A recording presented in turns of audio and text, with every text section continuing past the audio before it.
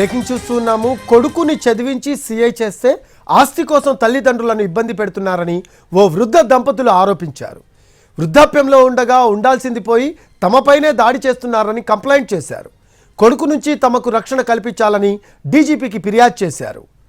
వనపర్తి జిల్లా ఖిల్లా ఘనపురం మండలం వెంకటాయపాలెంకి చెందిన రఘునాథ్ రెడ్డి బొజ్జమ్మకు ఇద్దరు కుమారులు.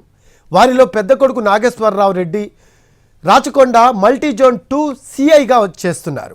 తల్లిదండ్రుల పేరు మీద ఉన్న భూమిని తన పేరు మీద రాయాలని వారిపై ఒత్తిడి తీసుకొచ్చారు. అయితే కొడుకు పెట్టే బాధలు తట్టుకోలేక ఉన్నతాధికారులకు ఫిర్యాదు చేశారు ఆ వృద్ధ దంపతులు. నా పెద్ద కొడుకు సిఐ, చిన్న కొడుకు ఎక్కడున్నది మాకు తెలియదు సార్. పేరు నాగేశ్వర రెడ్డి,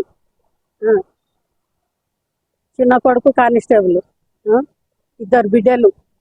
నాకు 10 ఎకరాలు, తమ్మునికి నాకు 20 ఎకరాలు, తమ్మునికి 10 ఎకరాలు. ఒక కొడుకు ఒక బిడ్డ కదా, తమ్మునికి 10 ఎకరాలు.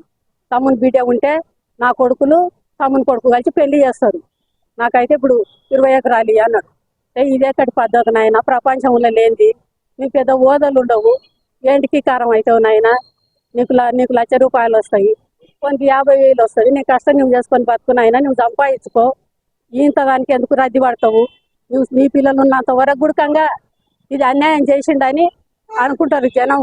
ఇక్కడ ఒంటిగా వచ్చిండు, పేపర్ తీసుకొని వచ్చి నాకు ఏడాడిస్తావు ఇక్కడ రాసి, ఫస్ట్ నాకు ఏడాడిస్తావు రాసి అని 2 సార్లు వచ్చి బెదిరించిండు.